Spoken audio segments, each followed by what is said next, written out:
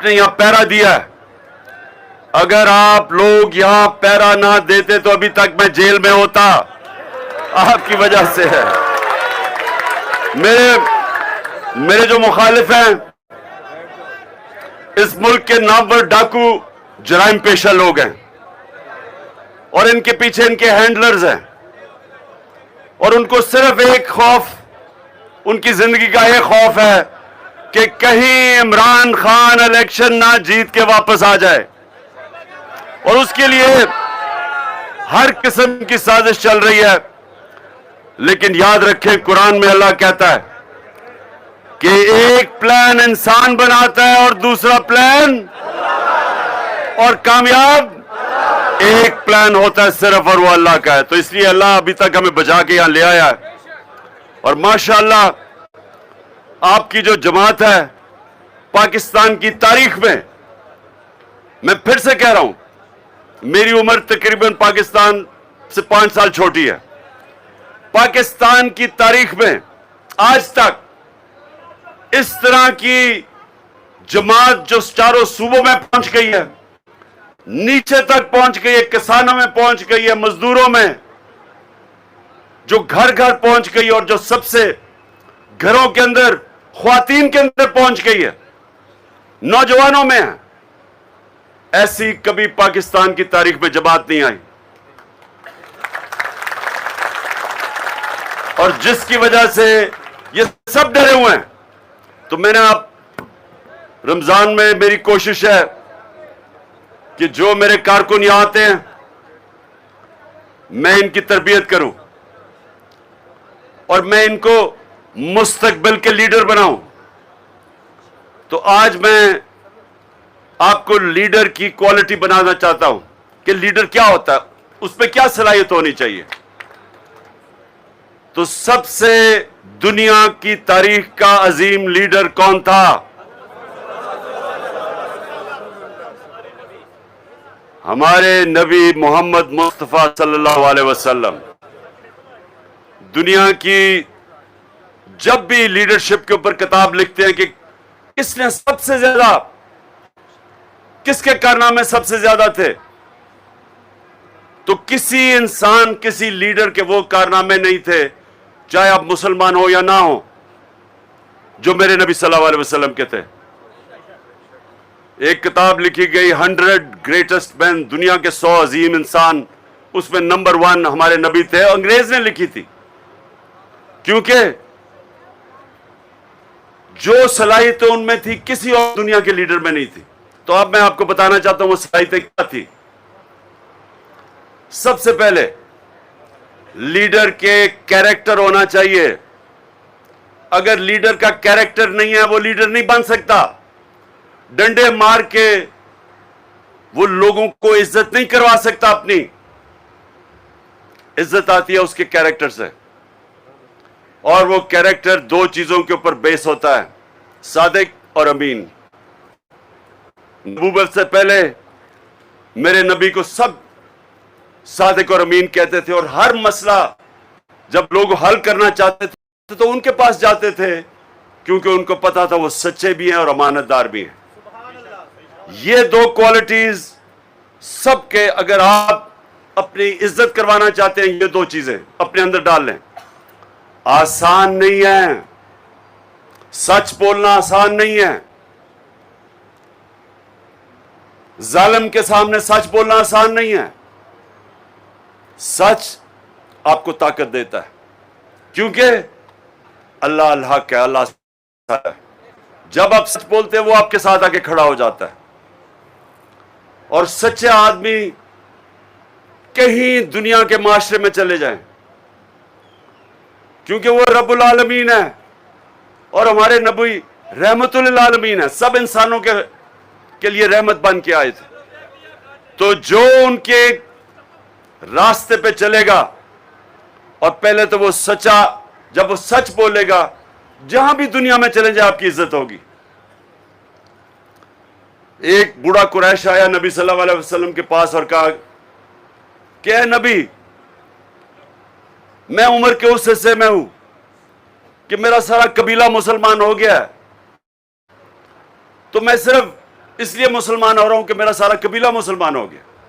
لیکن نبی مجھے ایک چیز بتا, ایک, کیونکہ میں اپنی عادتیں نہیں بدل سکتا, مجھے ایک چیز بتا کہ میں وہ کروں اور میں مسلمان ہو جاؤں. تو نبی صلی اللہ علیہ وسلم نے کہا سچ بولو. ایک چیز مسلمان ہونے کے لیے تو سچ بولا کرو. سچ کی اتنی بڑی طاقت ہے, جھوٹے آدمی کی کوئی عزت نہیں ہے. جب کوئی انسان کہتا ہے کہ میری لندن تو چھوڑو پاکستان بھی کوئی پراپرٹی نہیں ہے, اور 2 سال کے بعد اربوں روپے کی پراپرٹیز لندن میں نکلاتی ہیں, تو عزت نہیں لوگ کرتے, عزت نہیں کرتے. ہاں وہ خیر وہ تو اور چیزیں نکلتی آ رہی ہیں. لیکن سنیں سنیں سنیں سنیں, ہم ادھر نہیں جا رہے. میں جو آپ کو کہہ رہا ہوں کہ پہلے تو سچ کی طاقت پہچانیں. سچ, ایک غیرت مند آدمی کیوں سچ بولتا ہے؟ اگر اس کا جھوٹ پکڑا جائے تو وہ ذلیل ہو جاتا ہے. تو اگر غیرت ہوگی تو ذلیل ہوگا, بے غیرت تو ذلیل ہی نہیں ہوگا. غیرت مند آدمی, سنیں سنیں, چھوڑو ان کو چھوڑو. اچھا دوسری چیز, امانت دار, انصاف کرنا. یہ یاد رکھیں کہ انصاف کرنا یہ بھی آسان نہیں ہے. قرآن میں اللہ کہتا ہے, یہ ذرا آیت سن لیں, مجھے اس آیت نے بڑا متاثر کیا تھا جب میں نے یہ آیت پڑھی, کہ اپنے دشمنوں سے بھی اتنی نفرت نہ کرو کہ انصاف نہ کر سکو. یعنی اپنے دشمنوں سے بھی کسی سے اتنی نفرت نہ کرو کہ انصاف نہ کر سکو. یہ ہے زور انصاف کے اوپر. ماں باپ بھی اگر ماں باپ کے سامنے بھی ان کے خلاف بھی انصاف کرنا پڑے, انصاف کرو. ماں باپ کا کتنا رتبہ ہے ہمارے دین میں, لیکن انصاف کا کتنا اونچا رتبہ ہے اس سے. تو یہ 2 چیزیں اپنے یاد رکھیں کہ جب بھی آئے, مثلا آپ جب کیپٹن بنیں, یا آپ کوئی یونین کاؤنسل کے ناظم بنیں, یا آپ آگے جائیں ڈسٹرکٹ میں بنیں, یا MP بنیں, یا MNA بنیں, یاد رکھیں آپ کے اوپر سب سے زیادہ لازم ہے کہ آپ انصاف کریں. کیونکہ اس کو لیڈر مانتے ہیں لوگ جب پتا ہے کہ وہ سفارشی نہیں کھلاتا, وہ انصاف کرتا ہے. جو انصاف نہیں کرتا اس کی عزت نہیں ہے. آج آپ PTI کو دیکھ لیں, تحریک انصاف کو, اور باقی جماعتوں کو دیکھ لیں. ایک جماعت میں سارے زرداری اور بھٹو اوپر بیٹھے ہوئے ہیں, دوسرے میں صرف شریف اوپر بیٹھے ہوئے ہیں. تحریک انصاف میں بتائیں کون سا عمران کا رشتہ دار اوپر بیٹھا ہوا ہے؟ کیونکہ سنیں ٹائم کم ہے. تیسری چیز سنیں, بس تیسری کوالٹی, 2 کوالٹیز میں نے بتا دی. تیسری جو کوالٹی ہے وہ کہ بزدل انسان لیڈر نہیں بن سکتا. جو لیڈر بنتا ہے اس کو اپنے خوف کے اوپر قابو پانا پڑتا ہے. یہ نہیں کہ ہمیں خوف نہیں ہے, سب کو خوف ہوتا ہے, لیکن لیڈر تب بنے گا جب وہ خوف کے اوپر قابو پا لے. کیونکہ اگر فوج ہے اور وہ دیکھے کہ ان کا کمانڈر یا ان کا جو اوپر جنرل یا میجر وہ ڈر گیا ہے, تو ساری فوج اس کی عزت کرنی چھوڑ دیتی ہے. خالد بن ولید دنیا کی تاریخ کا شاید ہی کوئی اس طرح کا جنرل آیا ہو. اگلی سب سے آگے لڑتا تھا. خالد بن ولید سب سے آگے لڑتے تھے, لیڈ کرتے تھے, پھر تھوڑے سے لوگوں سے وہ جیت جاتے تھے. کیونکہ لیڈر آگے, جب تک لیڈر کھڑا ہے اس کی ٹیم کھڑی ہے. کرکٹ کیپٹن, ساری کھیلوں کے اندر صرف ایک کیپٹن میں لیڈرشپ کی ضرورت ہے, ایک کھیل میں, وہ ہے کرکٹ. میدان میں جب مشکل وقت آتا ہے ساری ٹیم کیپٹن کی طرف دیکھتی ہے. جب ایک میچ پھنس جاتا ہے, کرائسس آتا ہے, ٹیم ہارنے لگتی ہے, تو ساری ٹیم کپتان کی طرف دیکھتی ہے. جدھر کپتان گرا ٹیم گری, جب وہ کھڑا ہو گیا ٹیم لڑتی رہتی ہے. یہ کسی میں بھی ہر چیز میں دنیا میں لیڈر وہ ہوتا ہے جو پریشر برداشت کرتا ہے, جو مشکل وقت پہ کھڑا ہوتا ہے, جو ڈرتا نہیں ہے, جو اپنے خوف پہ قابو پاتا ہے. تو یہ تیسری کوالٹی ہے. اور اللہ قرآن کے اندر جو ہم اب اس پہ جب عمل کرتے ہیں تو ہمارا دین ہی ہمیں طاقت دے دیتا ہے. کیونکہ اللہ جب یہ کہتا ہے کہ زندگی موت میرے ہاتھ میں, عزت ذلت میرے ہاتھ میں اور رزق میرے ہاتھ میں, جب یہ تین چیزیں جو سب سے بڑے انسان میں خوف پیدا کرتا ہے, جب اللہ کہتا ہے میرے ہاتھ میں ہے, تو آپ کے خوف دور کر رہا ہوتا ہے. اور پھر قرآن کی آیت ہے کہ جو لوگ ایمان لے آئیں اللہ ان کے خوف دور کر دیتا ہے. اور اسی لیے جب نبی صلی اللہ علیہ وسلم نے مدینہ کی ریاست میں وہ عرب جن کی حیثیت نہیں تھی ان کو جب ایک قوم بنایا اور انہوں نے 2 سپر پاورز ان کے دیکھتے دیکھتے 10-11 سالوں میں وہ گر گئی, تو وہ آزاد لوگ تھے, خوف سے آزاد ہو گئے, موت کے خوف سے آزاد ہو گئے. اور وہ لوگ آزاد لوگوں نے دنیا کی امامت کی. کئی 100 سال تک مسلمان دنیا کی امامت کرتے رہے, دنیا کی سپر پاور بنے رہے, لیکن بنیاد رکھی تھی مدینہ میں دنیا کے سب سے عظیم لیڈر نے کہ انہوں نے لوگوں کو آزاد کر دیا, خوف سے آزاد کر دیا. پھر یہ پیسے کا بت ہے, لالچ ہے, یہ سب بت ہیں, ان سب سے آزاد کر دیا اور وہ انسانوں کو عظیم انسان بنا دیا. جو زمین پہ رینگ رہے تھے ان کو پر دے دیے. اور وہ لوگ پھر دنیا کی ہر چیز میں آگے نکل گئے. سائنسدان بھی سب مسلمان تھے کئی 100 سال تک, تو ہر چیز میں وہ آگے نکل گئے. تو سب سے پہلی چیز کہ یہ جو خوف ہے یہ آپ کو زمین پہ رکھتا ہے, یہ زنجیر ہے. خوف زنجیر کے باندھ پہ رکھتا ہے, آپ کو بڑا انسان نہیں بننے دیتا. کئی لوگ ہیں جو بڑا ڈرتے ہیں. مثلا جو سب سے پہلا آدمی جو سب سے اونچے پہاڑ پہ چڑھا تھا اس کا نام تھا ایڈمنڈ ہلری. اس سے پہلے جس نے کوشش کی تھی پہاڑ پہ چڑھنے کی یا وہ مر گیا تھا اور یا وہ فیل ہو گیا تھا. تو سوچیں کہ جب یہ پتا ہو کہ میرے سے پہلے یا مر گئے تھے کیونکہ بڑا مشکل تھا ان دنوں میں, آج سے 70 سال پہلے سب سے اونچے پہاڑ پہ چلنے کا, تو یا وہ مر گئے تھے یا وہ ہار مان کے واپس آ گئے تھے. تو جب ایک آدمی ایڈمنڈ ہلری نے فیصلہ کیا کہ میں چڑھوں گا, تو اس نے سب سے پہلے اپنے خوف کے اوپر قابو پایا, موت کے خوف کے اوپر قابو پایا. اور ساری دنیا یاد رکھے گی اس پہلے آدمی کو جو سب سے اونچے پہاڑ پہ چڑھ گیا, ماؤنٹ ایورسٹ پہ. اسی طرح سپورٹس میں, کرکٹ میں بتاؤں, میں کرکٹ کھیلتا تھا.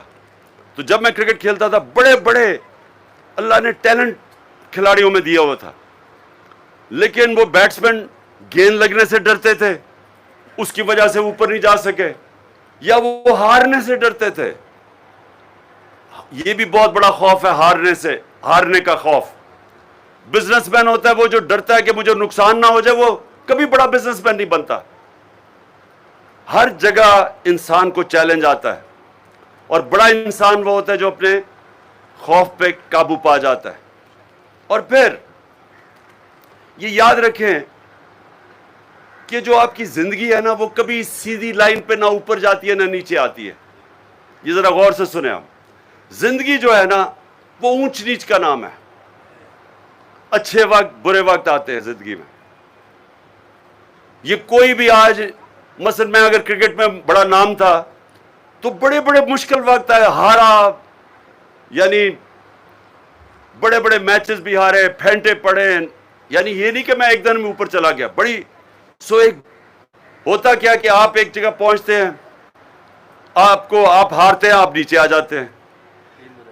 جب آپ نیچے آتے ہیں اللہ پھر آپ کو امتحان میں ڈال دیتا ہے. واپس اوپر وہ آدمی آتا ہے جس کو ہار ہرا نہیں سکتی، وہ ہار سے ہار نہیں مان جاتا، وہ پھر سے کھڑا ہوتا ہے. اور وہ سب سے امپورٹنٹ چیز اپنی غلطیوں کا جائزہ لیتا ہے کہ میں کیوں ہارا تھا. میں جب کرکٹ کھیلتا تھا سونے سے پہلے سارا نوٹ کرتا تھا کہ میں نے یہ غلطی کی، یہ غلطی کی اور یہ غلطی کی. پھر میں جاتا تھا پریکٹس کر کے وہ اپنی غلطیوں کو دور کرنے کی کوشش کرتا تھا. کئی ایک ہفتے میں ہو جاتی تھی، کئی 6 مہینے میں ہوتی تھی غلطیاں دور، کئی 1 سال لگ جاتا تھا، اور کئی میری ایسی غلطی جو 3-4 سال لگے مجھے دور کرنے میں. لیکن اوپر تب آپ جاتے ہیں جب آپ اپنی غلطیوں کا جائزہ لے کے محنت کر کے دور کر کے پھر اوپر جاتے ہیں، اور پھر آپ اوپر جاتے رہتے ہیں. پھر آپ کو نقصان ہوتا ہے، پھر آپ وہی کرتے ہیں، پھر اور اوپر چلے، اس طرح اوپر جاتے ہیں. کوئی یہ ہم جب بچپن میں جب 12-13 سال کا تھا تو میں یہ سوچتا تھا کہ میں میچ دیکھنے گیا ہوں، ٹیسٹ میچ. انہوں نے کہا جی یہ کھلاڑی کم ہو گیا، میں نے ہاتھ کھڑا کیا، انہوں نے مجھے کھلا دیا اور میں سٹار بن گیا. یہ صرف خواب میں ہوتا ہے ایسے، اصل زندگی میں ایسے ہوتا نہیں ہے. زندگی ایک محنت اور مشکل کا نام ہے، زندگی ایک جدوجہد کا نام ہے. اور جب تک آپ اپنے آپ کو چیلنج کرتے رہتے ہیں آپ سیکھتے جاتے ہیں اور اوپر جاتے رہتے ہیں. اور آخر میں جو لیڈر ہوتا ہے وہ اپنے آپ سے باہر نکل آتا ہے، وہ اپنی میں کو قابو کرتا ہے، وہ اپنی میں کا غلام نہیں بنتا، وہ اپنے میں اور میں کا بت توڑتا ہے. کوئی بھی بڑا لیڈر ہوتا ہے وہ اپنی ذات کے اندر جو اپنی سوچتا ہے وہ کبھی بڑا لیڈر نہیں بن سکتا. لہذا نبی صلی اللہ علیہ وسلم نے جب اتنی مشکلوں کے بعد سارا عرب ان کے نیچے آ گیا، سارے عرب کا مالک بن گئے مشکلوں کے بعد، تو عرفات میں جب آخری خطبہ دیتے ہیں اور جب اپنا خطبہ ختم کرتے ہیں اور کہتے ہیں ہم لوگوں سے کہ بتاؤ کہ میں نے دیانت داری سے اللہ کو آپ کا پیغام دیا، کیونکہ آج میں نے آپ کا اللہ کا پیغام مکمل کر دیا. تو سارے لاکھ لوگوں کی آواز آئی کہ ہاں نبی آپ نے دیانت داری سے اللہ کا پیغام دیا ہمیں. رونا شروع کر دیتے ہیں لوگ، کیونکہ ان کو ایک دم یہ سوچ آتی ہے کہ یہ اگر پیغام پورا کر دیا تو اب تو انہوں نے ہمارے میں رہنا نہیں ہے. یہ تو پیغام دینے کے لیے آئے تھے، یہ ذات کے لیے نہیں آئے تھے، یہ اپنے محل بنانے کے لیے جائیدادیں بنانے کے نہیں آئے تھے، یہ تو ایک اللہ کا پیغام لے کے آئے تھے. اسی لیے آج تک اور جب تک دنیا رہے گی ہم ان کے لیے اپنی جانیں قربان دینے کے لیے تیار ہیں، کیونکہ وہ ہمارے لیے آئے تھے، اپنے لیے نہیں آئے تھے. اور قائد اعظم ہمارے جو اس ملک کا لیڈر لنگ کینسر سے مر رہے تھے، کسی کو پتہ نہیں چلنے دیا کہ کہیں پاکستان کو روک نہ دے بننے سے. اپنی ذات کے لیے نہیں آئے تھے، ان کو تو پتا تھا کہ انہوں نے زندہ نہیں رہنا، لیکن ہمارے لیے انہوں نے پاکستان کے لیے آخری دم تک جدوجہد کی، جس کے لیے جب تک ہمارا ملک رہے گا ہم قائد اعظم کو سلام بھی کریں گے، ان کے لیے دعائیں بھی دیں گے.